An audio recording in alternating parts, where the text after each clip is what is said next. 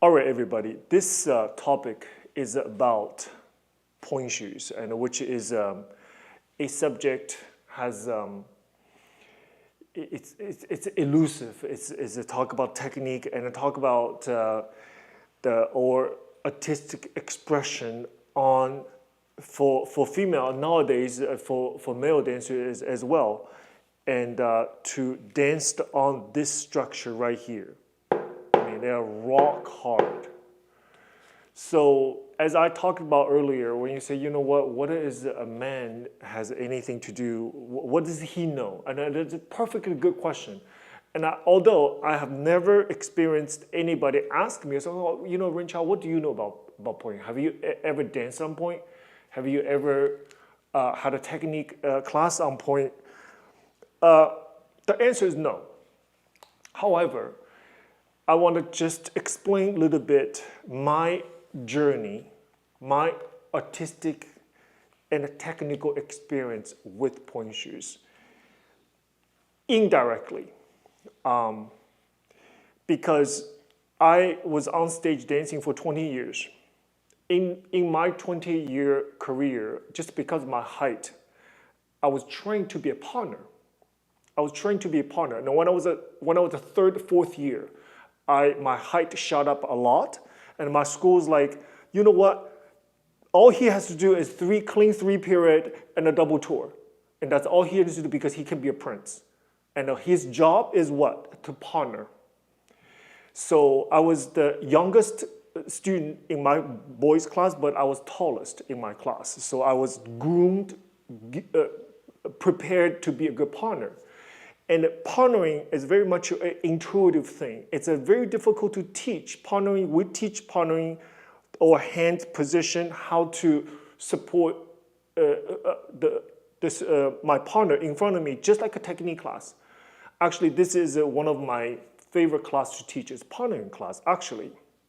And this kind of curriculum is very much from one generation passed down to the other, because what you wrote down as a curriculum, it's not even half of it. Just like how you teach ballet class. I can write down how many tendu to the front, how many tendu to the side, add the plie, but that's not even anywhere near what the tendu is supposed to feel and what's the purpose of tendu. Exactly same thing. I can write down a curriculum, partnering curriculum.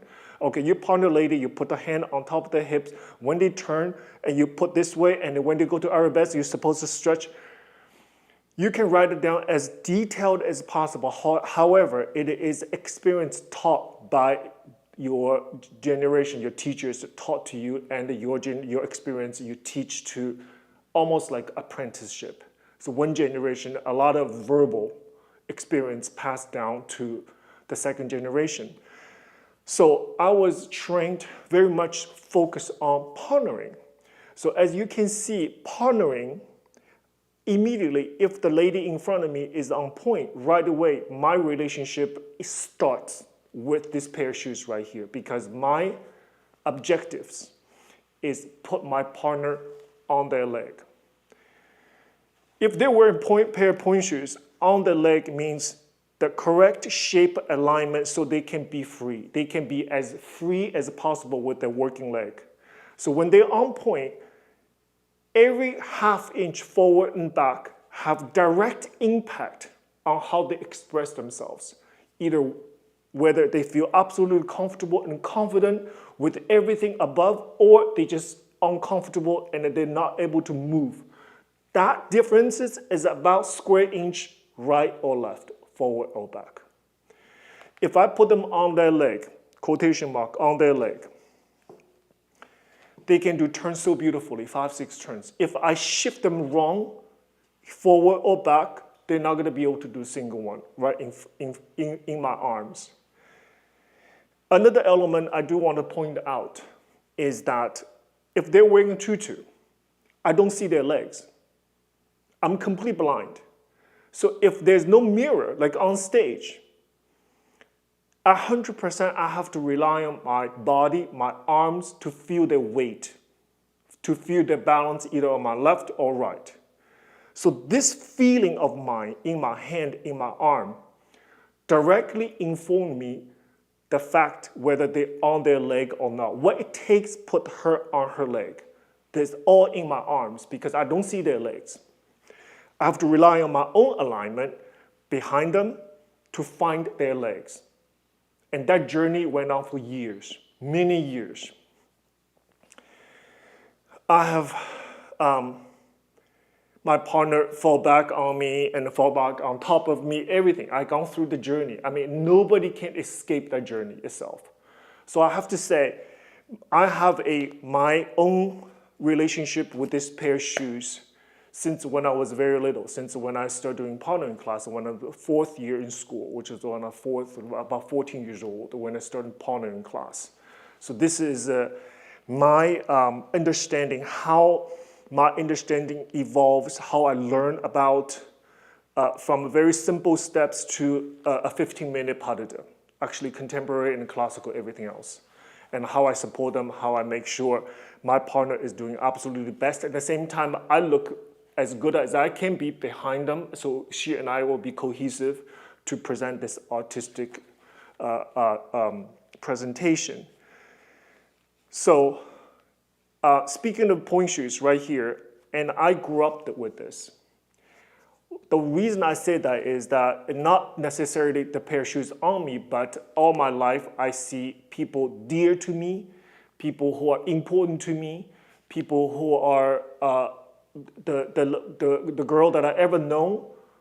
I have image of who they are, what they look like with this. So I see how they take their shoes off, what their feet look like. And sometimes I'm just like my eyes wide open.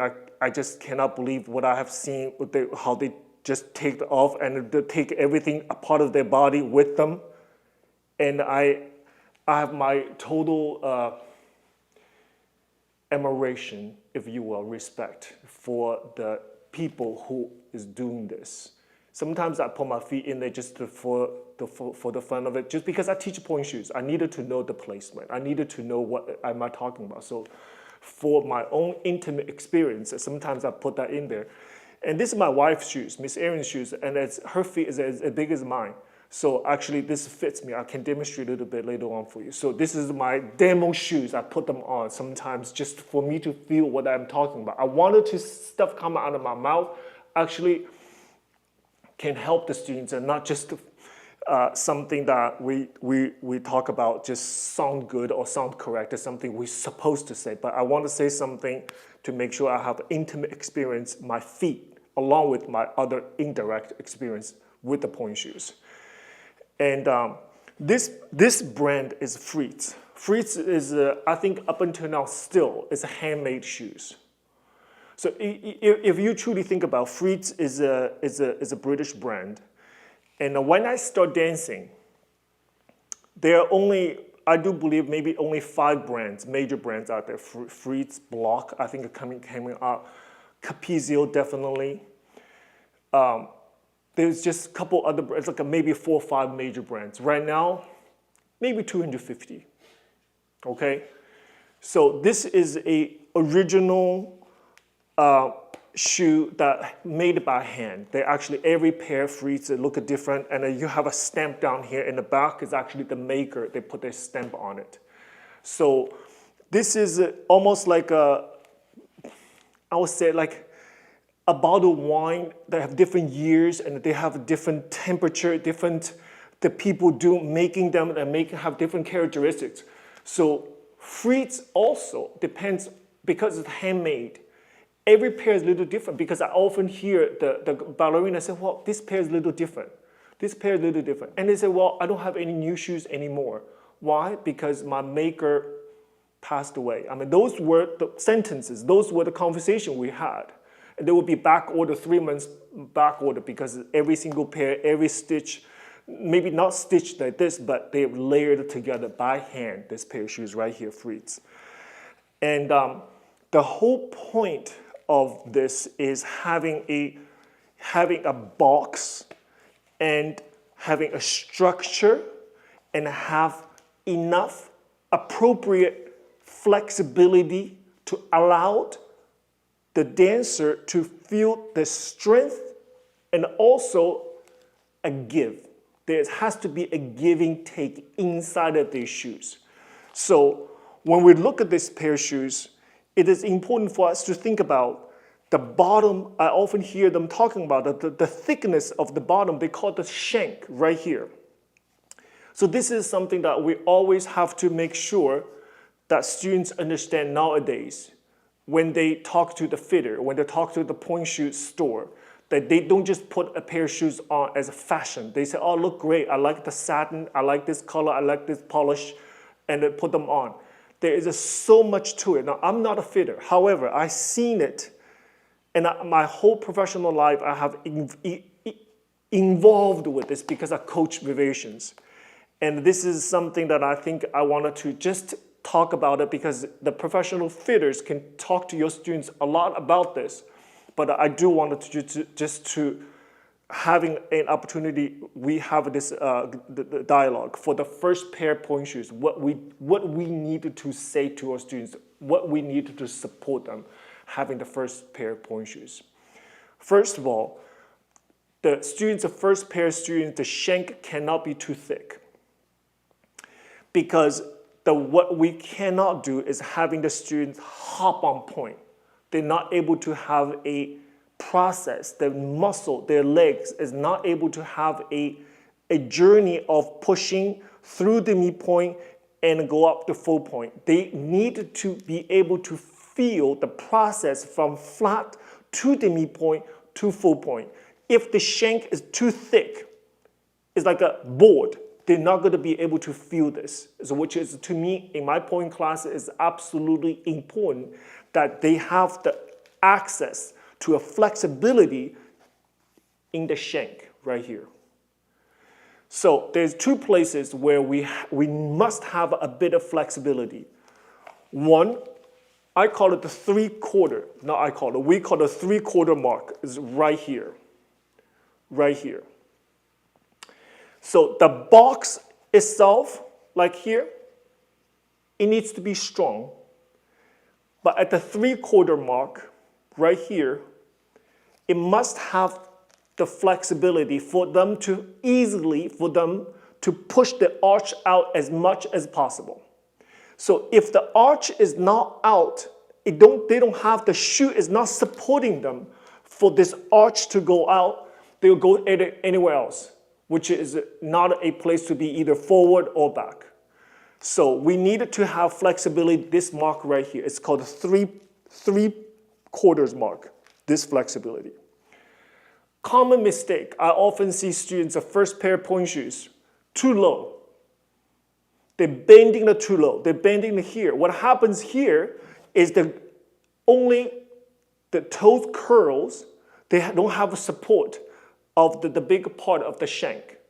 So what happened is they're not able to push the arch out, they're only able to curl their toes, which is equally not good. So this break has to happen at three-quarter mark. But inside, you'll think this box is so heavy right here. This is a very strong box. Now, inside, they're supposed to feel, their toes should feel room to maneuver, right? So inside of their toes, it all squish up like this, right? But inside, they should be able to have enough room, either the width of the box or the length or the circle in front has to be wide enough for their feet to have some air, some oxygen to breathe. It cannot be so tight, like a tights. It cannot be like a sock hovering their toes. They should be in there, have a little move forward and back and move forward and back. I work with students on Pointe enough that I can tell right away. There's something wrong with this pair of shoes just because of either bent too low or this pair of shoes too hard. They don't have enough strength to roll up, and they have to hop up, right? So we have to make sure, and nowadays, this is the handmade shoes. Everything in here is kind of organic. It's leather and canvas and glue and the nails. But nowadays, you have a lot of very very inventive and innovative, I have to say, the material for this shank right here. So students have a much better support in here. Now, this part, you open this. Some of them actually cut this part off. They use knife to cut it. So they here this part is completely flexible. And there's a brand out there. This shank, there's a little pocket right here. They can have a different type of thickness shank. They can take it out and put it back in. They can have a different thickness shank. It's like portable, which is completely innovative, really brilliant to save money on the pair of pointe shoes like this. So I strongly recommend when we teach students their first baby pointe shoes, they gotta be a transitional period. You have to have a transitional period. So this is when I wanted to start a topic of what is the foundational point entail? How do we prepare students for it?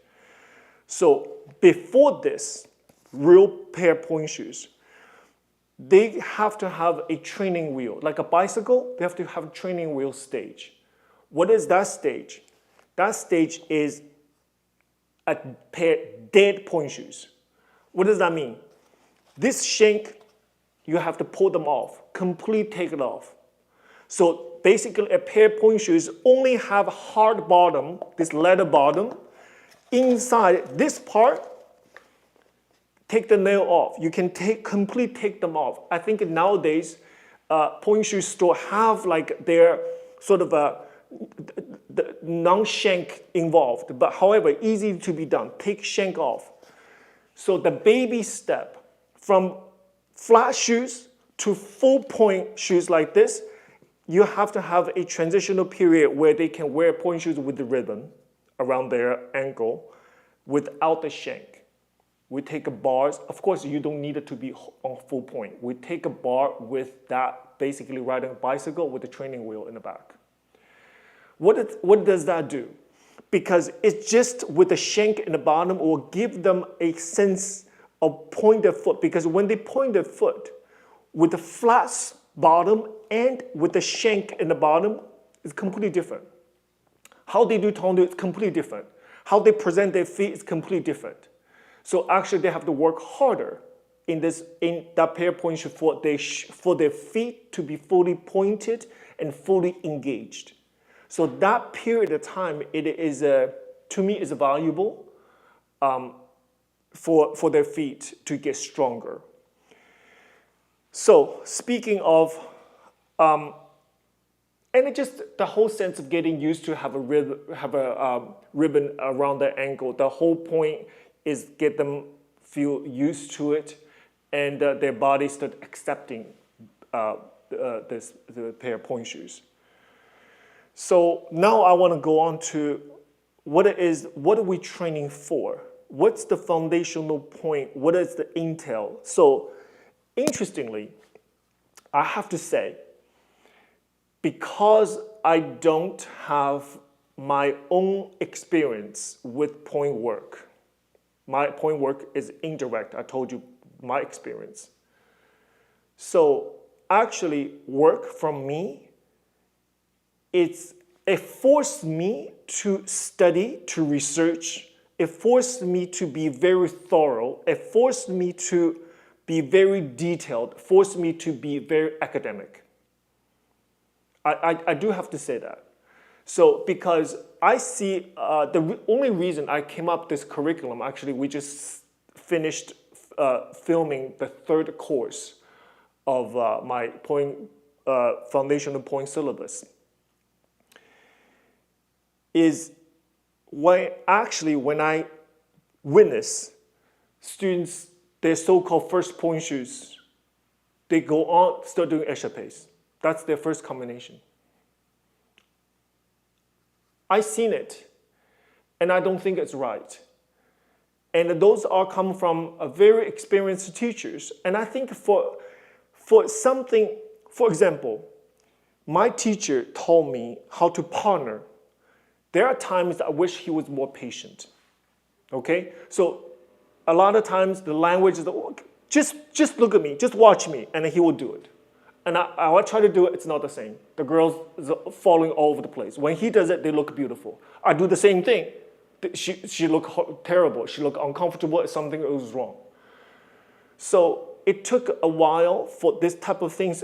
Took me through our searching journey, come on my own ways, everything.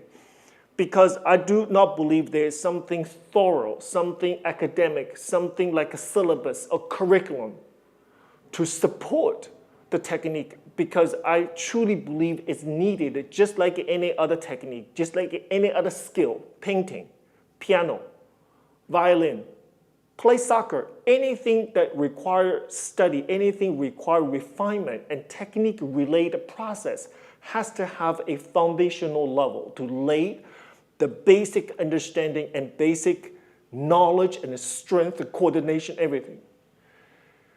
Now, for me, I see some very good schools, even vocational schools. This journey, this foundational journey, I don't believe it's enough. Because for vocational school, they can get away with it. You know why? Because the girls have perfect feet. You give them a pair of pointe shoes, perfect. Look beautiful. So their feet and their legs is designed, just hop on point, they look already phenomenal. Right? And their basic training is strong. You have to understand the process. The basic training of ballet training is strong. So their legs are already stronger and the proportion is perfect. Just enough hyperextension. The arch is like, boom, huge. The placement is great. So for them to be on ballet teacher, wow, look beautiful. Okay, still doing échappés already. It's viable. For them, it's okay. Some students, they go on right away, they start learning pointe shoes, learning the variations already. But for a recreational school, you must have a strong, supportive foundation, a curriculum to support students' pointe journey. And I have to say that because I don't have an intimate knowledge and I research, I think it's important. And I have no problem to go from very basic to make sure it's right. And I think maybe that has something to do with how I look at anything academically. The first thing we needed to make sure what's training for, foundational point class training for, is placement. Placement. So when we talk about the placement itself, we have to look bottom up, just the foot itself, the placement of the foot itself. Now we must understand the arch of our foot, it's not in the middle. I've always make sure everybody remember, and everybody, you have to understand this. The highest arch of anybody's foot, it's not in the middle of their foot. It's toward the first and second toe, the big toe and the toe next to it. It's in line. The highest arch is in line with the first two toes. And the right, if I have the right foot, if this shoe's right here, so the arch is on this side. This is the right foot. And on the right side of the arch is a big diagonal. It's a slant, it's a hill like this. So this diagonal makes point placement problematic. Because when you're on point, it takes very little to go there because of the structure of our foot. So even when we are all the toes inside, squished together, you must identify which part of the toes inside the tip of the pointe shoes and in connection to the highest point of the foot. And we have to put all of our focus and energy and train the muscle memory for the students, whenever they point the foot, they immediately put the pressure on the highest point because they have no choice. If you don't do it, they're gonna flip on that side. Now, what's the danger part? If we're on soft shoes, if we're on the demi point, we go back, we swing back and forth. We shake. We know that. You see students on demi point, they shake. If they're on full point, they're gonna collapse if they do it. That's why it is placement of the foot, first thing. So I'm going to ask Mr. Isaac to show the very first class, very first combination. Let's take a look why it is important that we recognize and what are the exercises that to support students to create a very accurate placement very first time, very first thing. Because just like, I want to explain to you, just like if I have a knife, I start carving on my wooden table, okay? Very first glide, you will see a mark, right? You see a mark. And I'm coming back, you see a mark. 5 times, you see a little dent right there already, correct? If I do 10 times, you have enough mark, density in that mark, dip in that mark, that every time you put the knife out there, it's going to go in there, going to that mark. It's very difficult to jump out of the mark and create another one because the knife is always it's going there.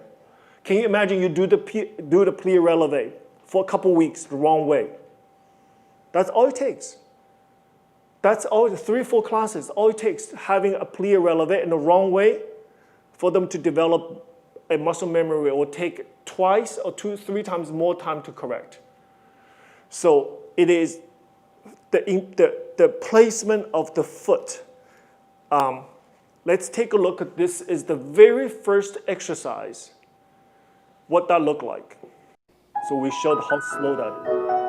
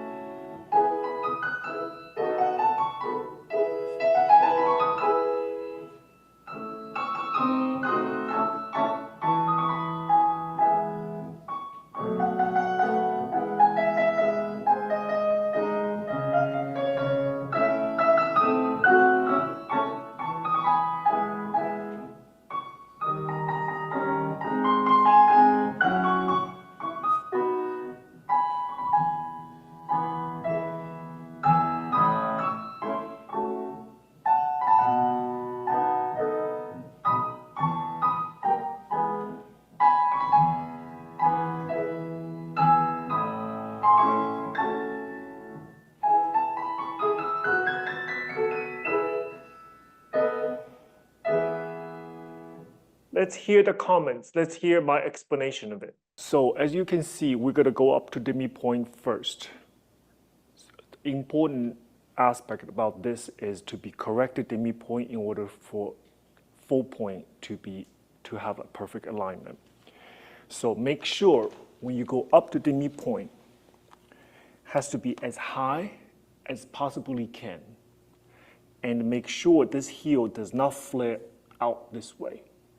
To make sure all your focus is on first and second toe, which is in line with the highest arch of her foot. Can you show me the first position? So from this point of view, you can see more.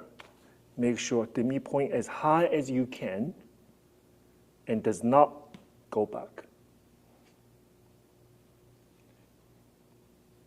So the second part is in continuation from demi point to full point, put all the pressure on the top of your arch. Can you go to the first position first? After demi point, continue putting pressure on the highest arch and in line with the first 2 toes. There should be a pressure from the heel, push the arch out. and apply a little pressure from her thigh. Now, important part is when she comes back to demi point, it also has to be established at the highest demi point before the heel comes down. So this exercise is focused on the applicability of the demi point in connection to full point. Most importantly, has to come back to the highest demi point before heels comes down. Make sure while she is working on the right foot, we also have to pay attention to her supporting side. All her 5 toes should be placed on the floor, especially the little toe, the pinky toe, has to be firmly on the floor to avoid rolled over to compensate the rotation of her of her working leg. Can you show me one more time? This foot has to be firmly on the floor. Make sure the pinky toe is on the floor. And come down. Both legs applied pressure together to first position. The placement of her arms, the hands. We can stop there for a second, Mr. Isaac. You can hear me emphasizing on multiple times talking about from flat to full point. The connecting position is demi point. So the demi point position is very important for point work. So when they wear their point shoes, when they're fitting their point shoes, they needed to be able to have some shape or form of demi point. So if this part, they call the vamp, this part right here, if this part is too long, actually it's very dangerous. It's not, every pair of shoes is different, every pair, the student's foot designed is arched with the places, everything different. So this vamp right here, if it's too high, when the teacher is asking students to do demi point, actually it's very dangerous for the big toe, the joint right here. It's very dangerous. So we have to pay attention to make sure they have the flexibility and the possibility of highest arch possible at that moment. It's not possible to have the demi point look like in soft shoes. It's not possible just because the construction of the shoes. But as you can see, Vivian in the video, she's lifted as high as she can. That was the maximum she can. But that was enough to prove a point. That was enough to serve a structure for her from first floor past second floor to the third floor. So we must understand where we're going to put our weight in the highest arch. We have to find it.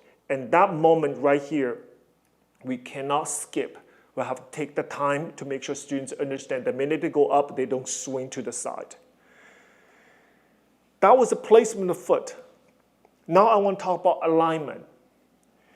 The alignment is a bit complex subject. So alignment itself, in my opinion, when we talk about point class, it's no longer the foot itself.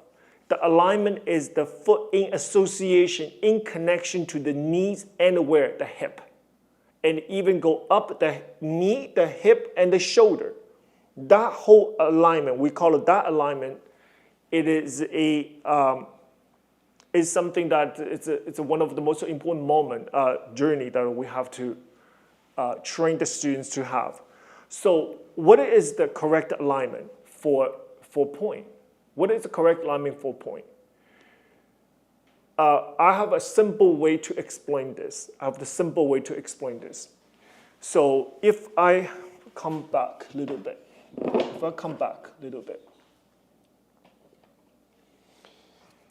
So when they step onto it, actually I'm gonna put it on, just to make sure we're all on the same page. So the alignment we're talking about is the relationship between the highest arch and the hip. That's the alignment on point. So alignment is an elusive word we're talking about, but particularly on point is the highest arch right here in relationship to your hip. If the leg so-called on their leg, it should be one vertical line. So it should look like this. I'm on my leg right now, right here.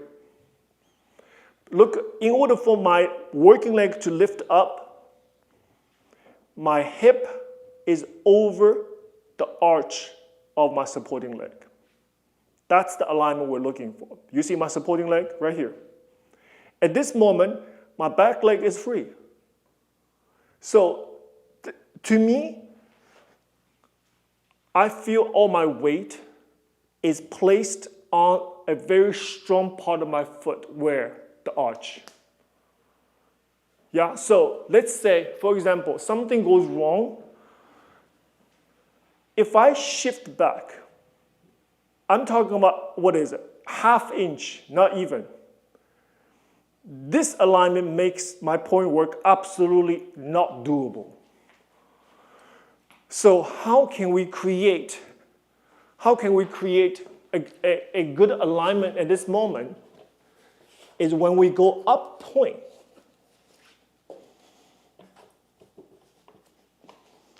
When we go up the point,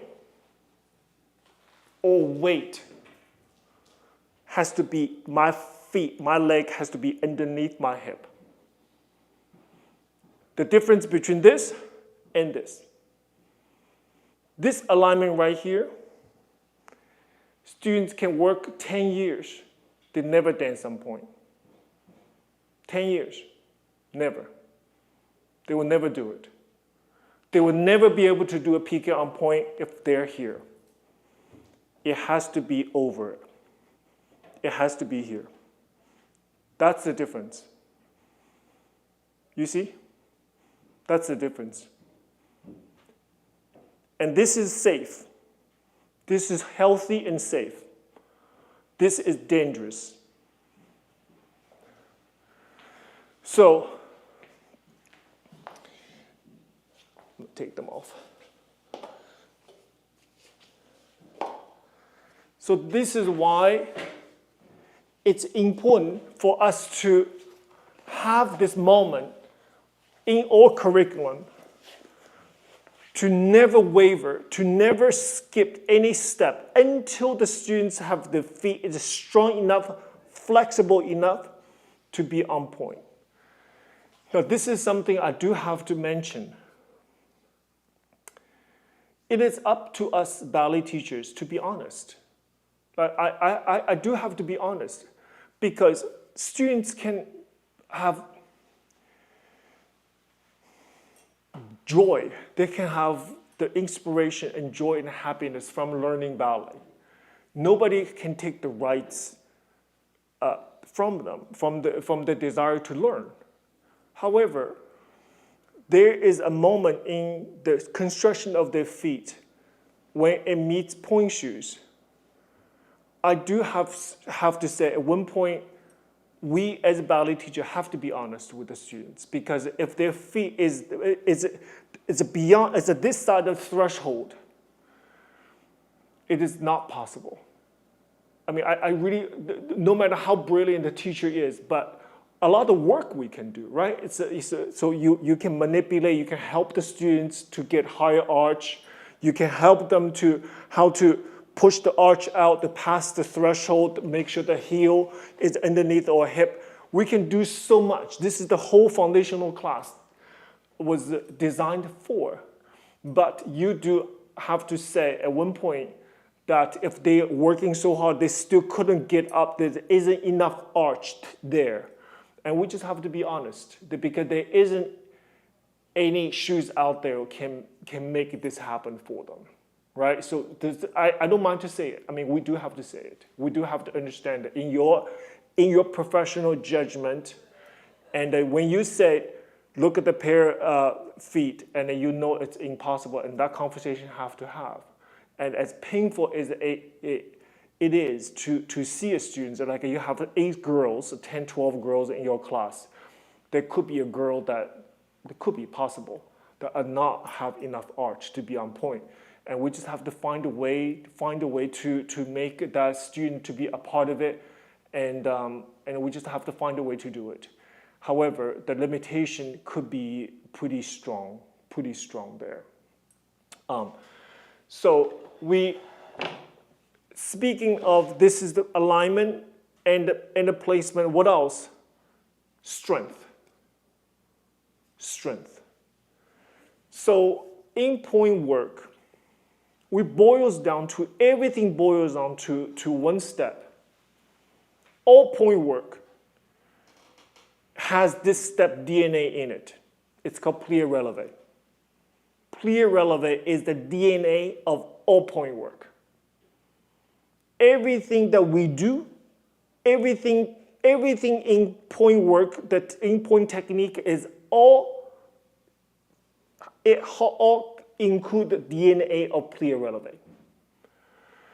So for the students to have a strong plie releve and a correct and they have legs, the understanding how to use the plie. And plie releve also has the elevate. Without plie, it's just basically the moment of from flat to full point, either with plie, without plie, or just the toes, or just the heels, what have you. It all has to bear the character and signature movement of down and up, down and up, everything.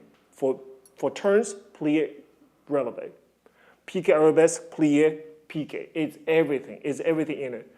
So plie, releve, elevate, those are the steps that we must have in the curriculum throughout. And they all have a different, every step the way, have different timing, has different essence and characteristics in music, and it has a different plie characteristic of plie. So this is what I want to talk about. The plie element, the technique of usage of plie in point work. So there's two different types of plie in point work. One is this. One is character. You do 1 and 2 and 3, 4. 1 and 2 and 3, 4. This is one character.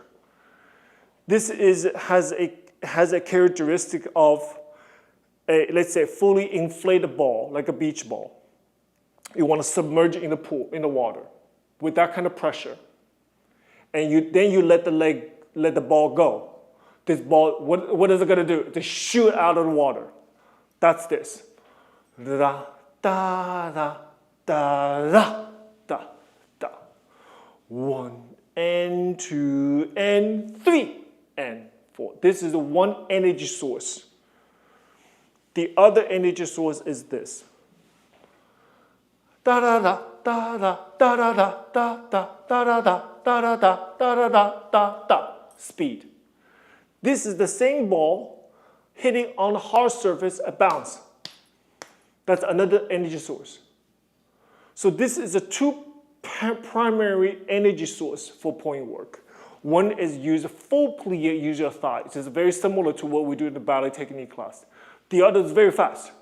Very fast. It's like a ball bouncing, as though the Earth gravity never had a chance to take us down. It goes like this. And 1, and 2, and 3, and 4, and 5, and 6, and 7, 8.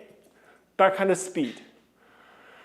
But without the point shoes, we never do we never do jump this way, but only on point. Only on point. So in the curriculum, in the syllabus, we have to incorporate the plie element, these two different types of plie, fully inside that syllabus. So have students to have total muscle memory, the strength and understanding in order for them to use these two different plies. So let's go to the class. Let's go to class. Let me see maybe the fourth exercise, if you will.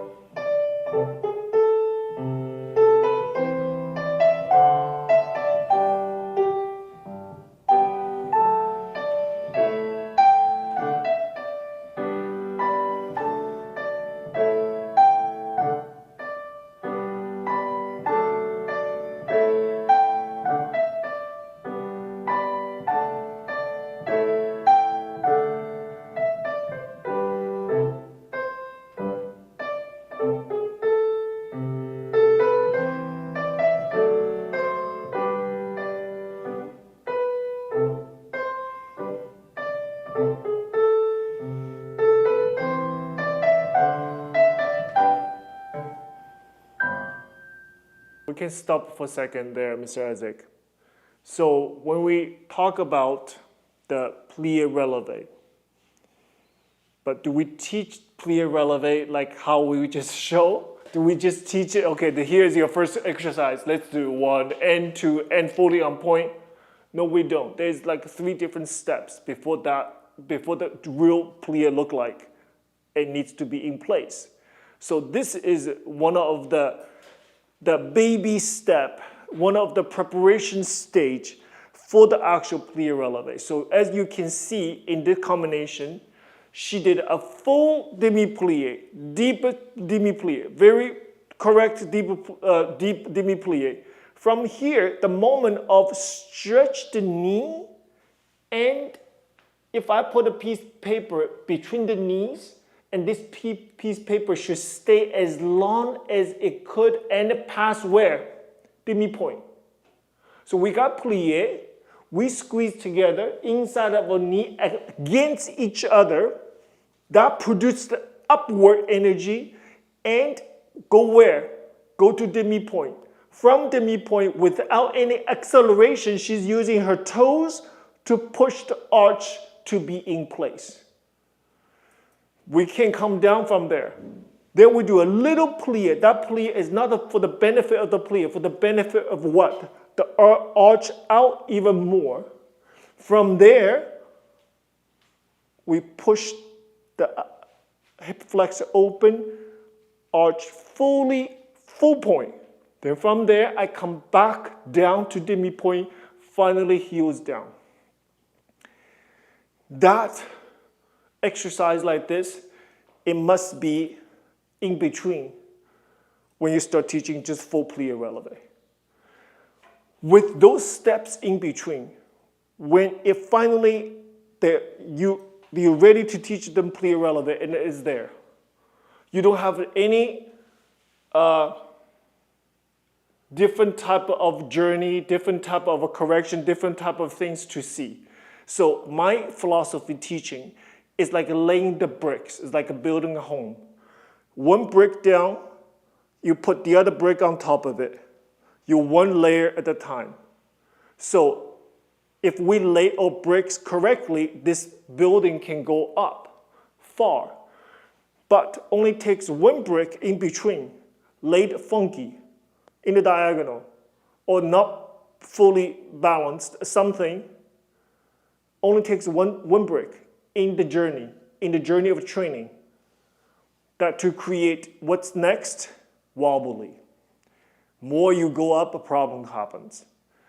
So this stage right here, we cannot skip. That's why I never just really disagree teachers. First thing in Pointe class, just plie releve 32 times. I've seen it. It cannot be more wrong. It's incorrect. It's not responsible for the students. That's where the injury comes from. So actually, the ballet technique, if we teach it correctly, use the time, and provide the right information, it reduces the chance of getting injury. As you can see, I put the Pointe shoes on, and it's my absolute 100% focus and understanding of everything is, in order for me to not to slip, because it only takes a couple times of going backwards like this to have an injury of your knee, your hips, along with the ankle. So if anything, if we teach normal technique, we teach demi-plie, we teach demi-plie, we teach grand plie like properly like this. And we have to teach Pointe class just like this, one step at a time. And this is not something that we can skip. We can skip. The last, the bigger point where we're training is the coordination. Coordination of most of the coordination here we're talking about is the timing of it. It's the timing of each step. So let's go to, let's say, the exercise number 8, if you will, Mr. Isaac. Let's go to number 8.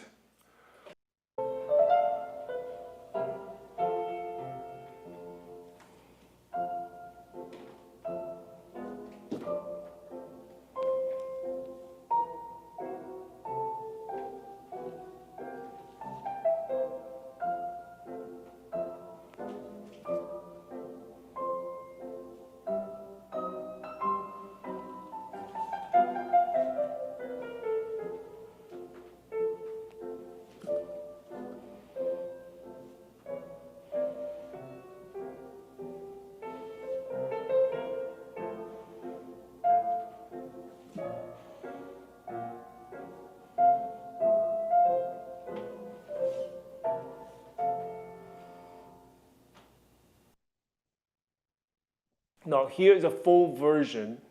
Here's a full version of plie releve. So this is actually in fifth position. The issue right here between demi-plie and full point is if I do demi-plie like this, if I go up, I'm not going to I'm not going to bring both legs in, right? If it was a ballet class, if the teacher said plie and just to elevate, I'm going to bring one leg in like this. Or if I go up and I bring it in.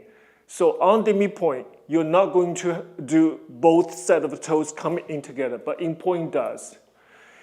At least in my teaching, I don't do this.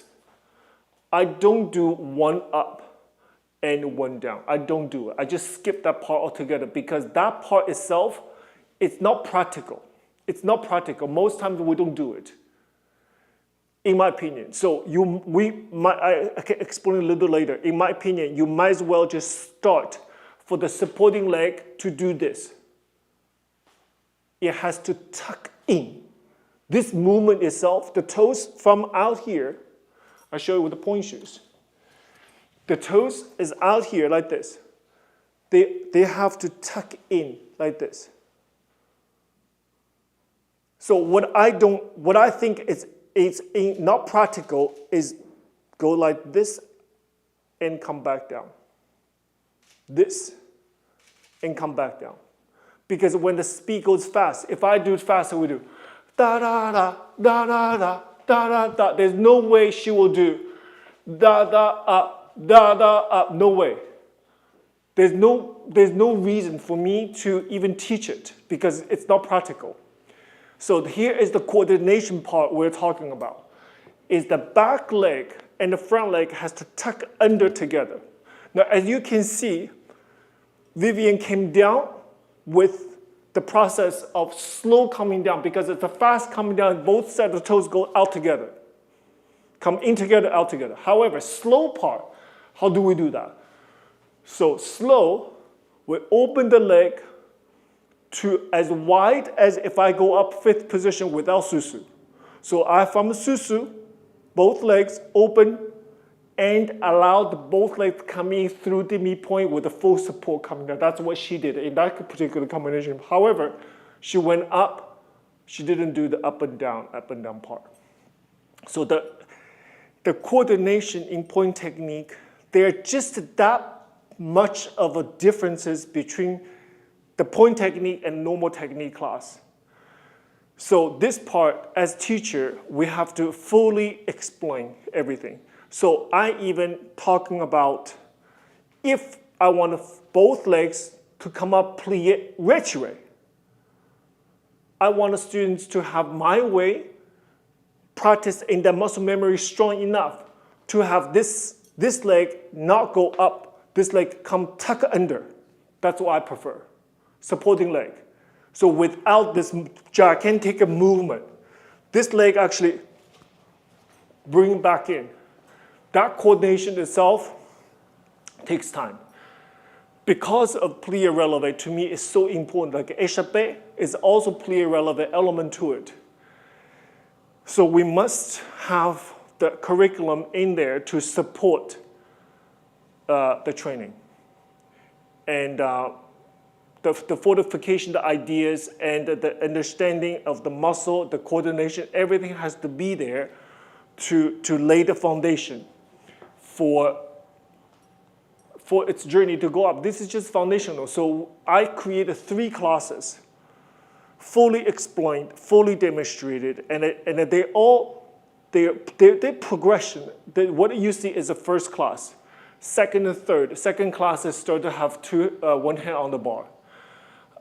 There is a layer of progress from the first class to the last. The total of the 30 exercises, 30 fully demonstrated, explained exercises. But I feel almost it's responsible. That's why when we talk about it, and I wanted it to be explained in this way. So now I wanted to open up to everyone to see if you have any questions about, this is just very preliminary talk, and I think nothing that I said that I'm sure you know it and you understood perfectly. But I want to ask if you have any questions for what we just talked about.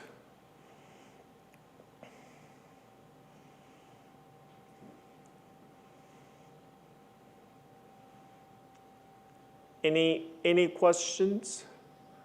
You can write it in the chat if you have any questions with everything that we talked about.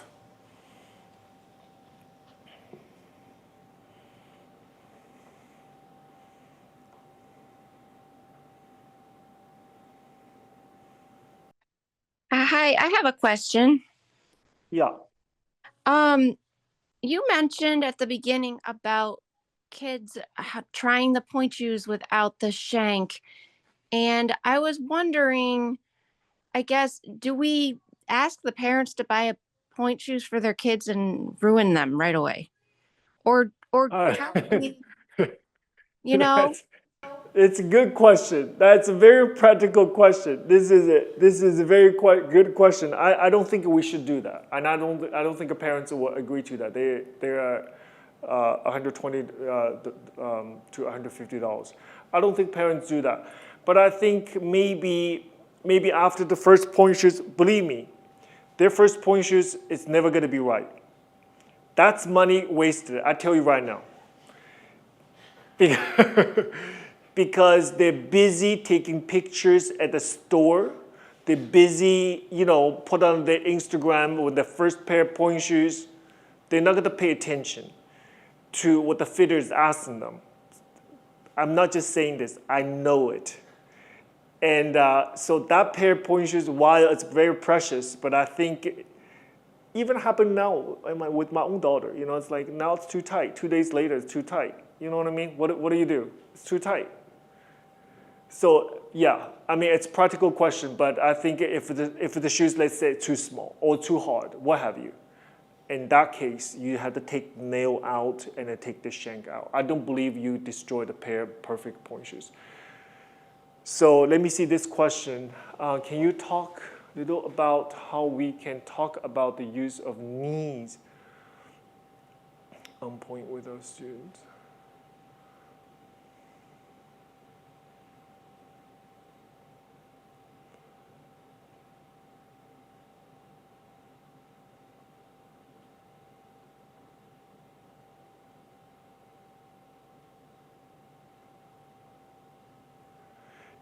This is I have to say, Audrey, it's a progression. It's absolute progression. You're talking about put the entire weight on point, right? So there's got to be a period of time they are going to be from not perfect, not looking great, not feeling their legs, to there's a sense of engagement of the muscle. You got to allow this transition to happen, because you're talking about plie here. If my plie in your normal technique class, if I'm not able to feel the full weight and the pressure of my demi point, the unlikely she is going to feel the submerging ball plie that we're talking about. If she's not able to do it perfect. Correct demi point on flat. So first, my suggestion, you're gonna have to go back to see if there is any issues with her doing that step on flat. If she is piqué on point, piqué on demi point, this supporting leg is somewhat weak and not bent and not strong. You don't feel there's a full engagement in her legs. It's unlikely she's gonna do that on point. Now, having that said, we can train them. The key word right here is slow. You have to be slow. It has to be slow. You see the exercise that we have done. Not all the way be on point is the only way to train the students to feel the support. This step right here, for example, we do it all the time. From here, 1 and 2. Just this. just for them to feel like their legs are pushing the floor away to support their entire body on point. They needed to be able to feel their feet is supporting, their legs are supporting the weight of their body correctly. So I do believe it is, when you say the knee situation, can you go back to the first question a little bit so I can see when I'm answering that particular? Yes, struggle to feel the full engagement of on point. So let me see, there's exercise. Maybe Mr. Isaac, let me see. Let me go to number 5. The 5th exercise. Take a look at this, the 5th one. We have to provide the pathway.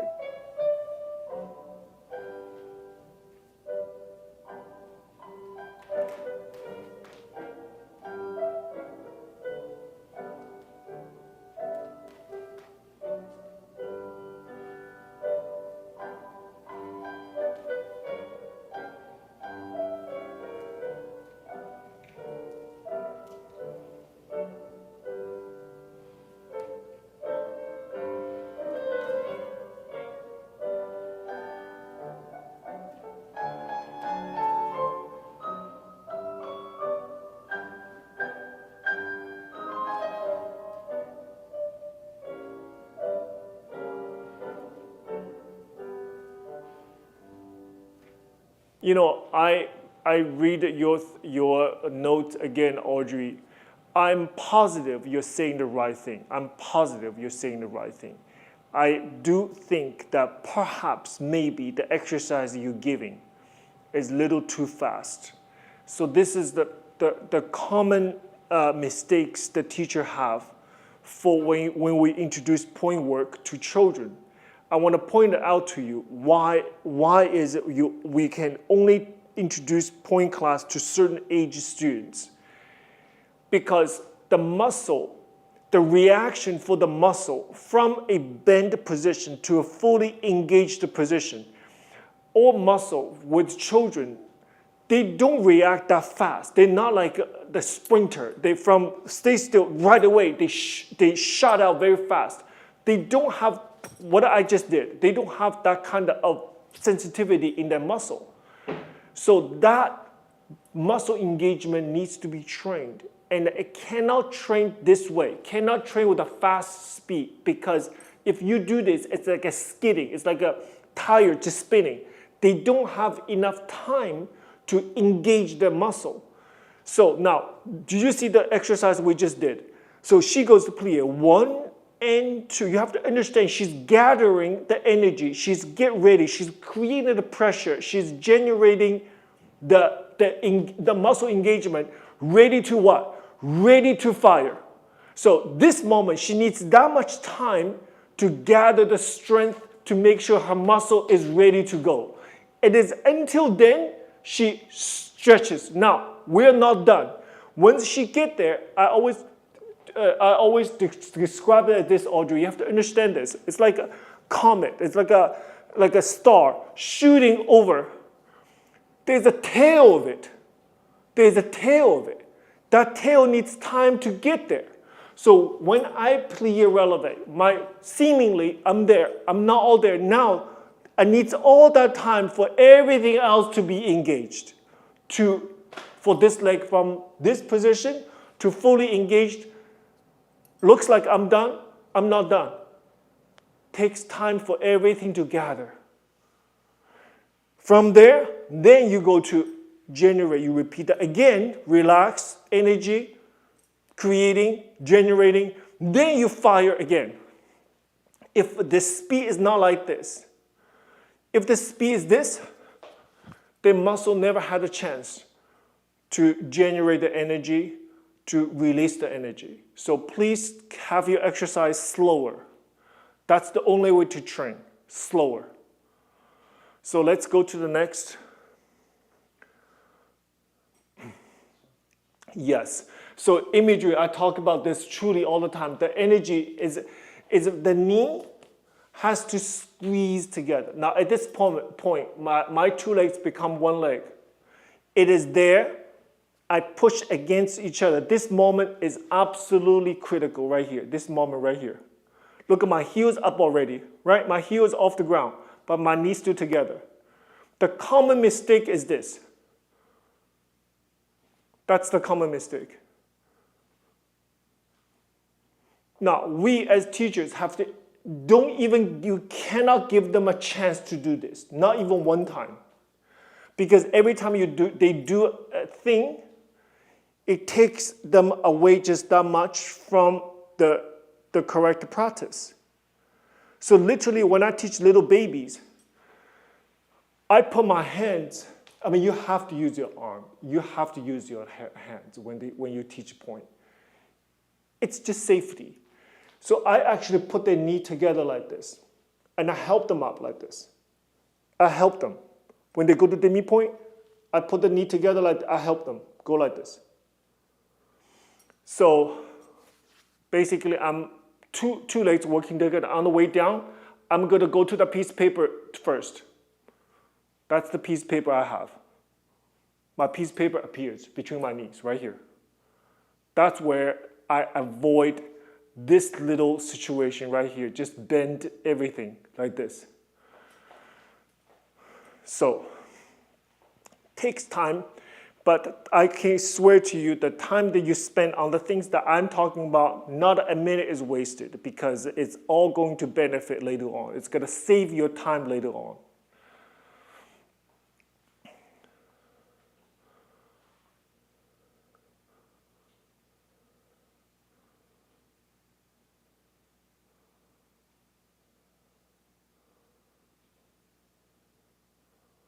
Yeah, you cannot do that. You cannot do that either. The question is, what do you think about alignment that many dancers goes to the weight, the wingtip they're talking about, goes to the right to the first toe. If you do this part, show you, so maybe Mr. This is the first toe right here, and this flares up like this. So you already have very little to work with right here. This little circle, that's already, you have something to work already small. Now, you're putting your weight on one of very unfortunate place. That's a place that it's very dangerous to be on point, is this angle right here. This triangle right here, the edge of the shoes. So not only it's challenging enough that you dance on the little circle, now you're gonna dance on the little triangle right here. Because if you put all the weight on the first toe, that it's gonna lift everything else up, and that is not good, incorrect. So I always talk about it's the first two toes, and aligned, the main point is aligned on the top of the arch. That's the main thing that I'm talking about. And this little circle right here has to be, everything inside the circle must be on the ground. So you can actually see students with bad habits. You know what do you see? You see on the tip right here is all the dirt. And at the top right here, brand new. So it tells me that students is never fully on point. They're always on here. If you're here, the full circle is dirty. If they're always here, they're not on full point. And you can see that the dirt mark is a telltale sign of everything. And yeah, so it looks pretty and everything, but it's not useful when you go up. It has to be on that. Can you go back a little bit of that question, please? Yes, your worry is right. Because if you tilt forward and putting so much pressure on the knee right here. So everything has to be in line. First, second toe, and the arch, the big arch, that's where that can bear a lot of weight. And that will put all the weight on the entirety of the little circle.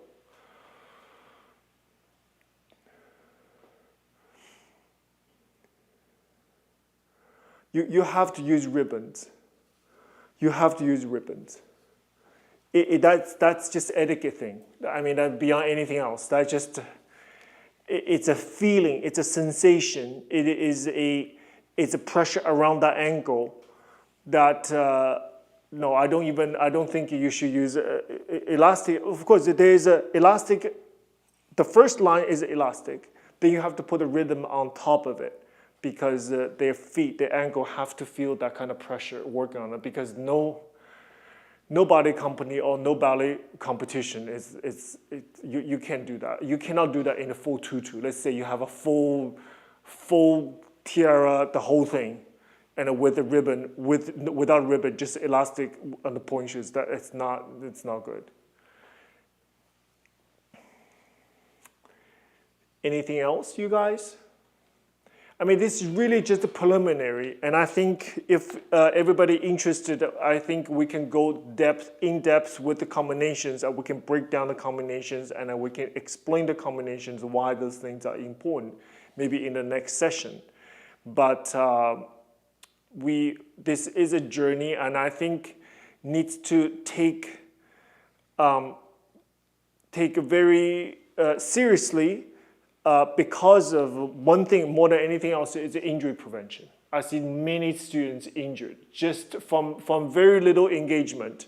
If we do it in the incorrect way, we have a tendency to injure dancers. And the issue is what we have here: when they injure, they lose interest.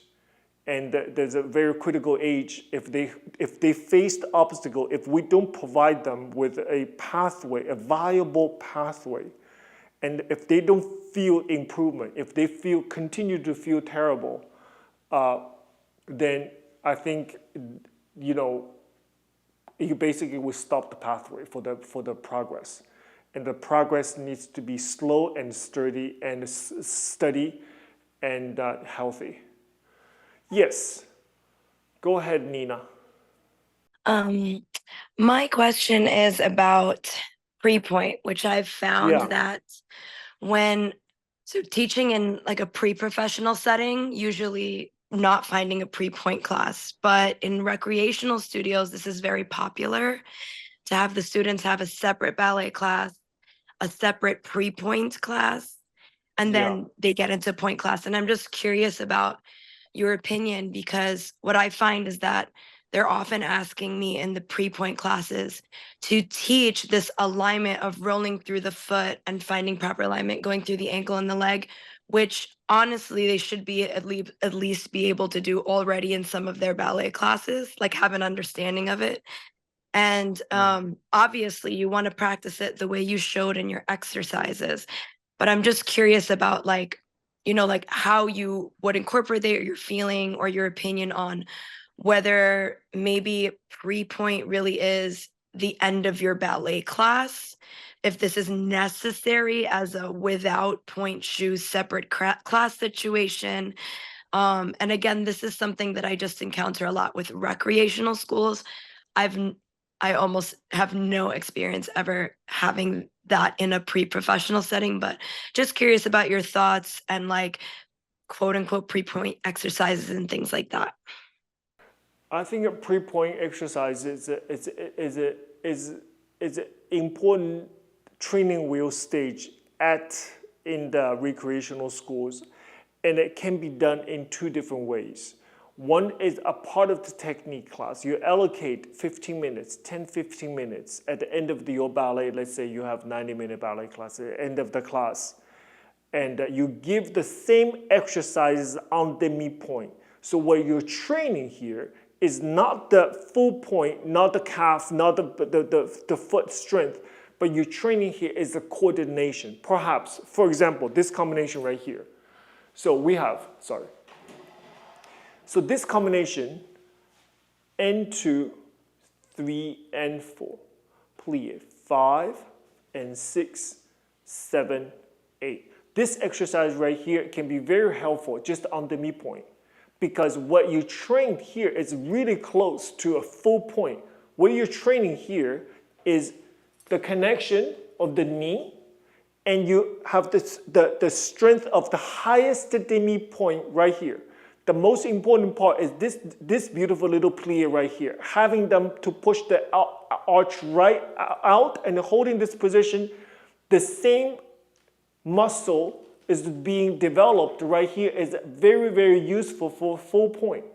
So the idea of full point, pre-point class is having the students to do actually the point work that you designed to do on demi point. For example, right here, we do 1 and 2 and 3 whole 4. Then you do a heel and 6 and 7 and 8. Those exercises right here, you can do it in the pre-point setting to create what? Muscle memory and the strength. That's to me, I think it's a very great transitional period to full point. And this kind of class is the best to be done in the summertime, my experience. Summer intensives, because they don't have the homework. You have a little bit more time with them. Even 2 or 3 weeks summer intensive, you can actually create a course called a pre-point. To do something like this, normally by the September comes, you don't have time for it. So in the summer intensive, create a class, it's a 30-minute class. Can actually start with the sitting on the floor with the articulation of the feet. We can start with that. And then we can stand up to do things like this. I think it's really great, a part of it. And I see also the teachers like I talked about before, they have a bar to be done in the point shoes without a shank. That's another good way to so-called pre-point. And I think it's a very good idea. So we have, what do we have next? That's it, right? Okay. So it works, yeah, Nina. So we can talk a little bit more about it, the idea. But the idea truly is doing the point class, exactly same exercises to be done on demi point. It's a good way to do it. And we have, if you haven't joined AOBR certified, please. I mean, we have a wealth of information in there, and I took the time. I wanted to be done. I want to do things right, and I wanted to do things correctly and thorough. So I'm happy to create this, to start this journey with a foundational point curriculum with 30 exercises, fully demonstrated, fully explained everything with correct timing, not just a piece of paper said exercise, but with actual correct timing. To me, that's truly is a cornerstone with the point technique development and everything else. And we're on the way to, in the process of create intermediate advanced level point technique and the normal ballet technique as well. So that's all, to me, it's another way of taking the time to do something correct, to do something right, and we sort of don't have to searching for answers.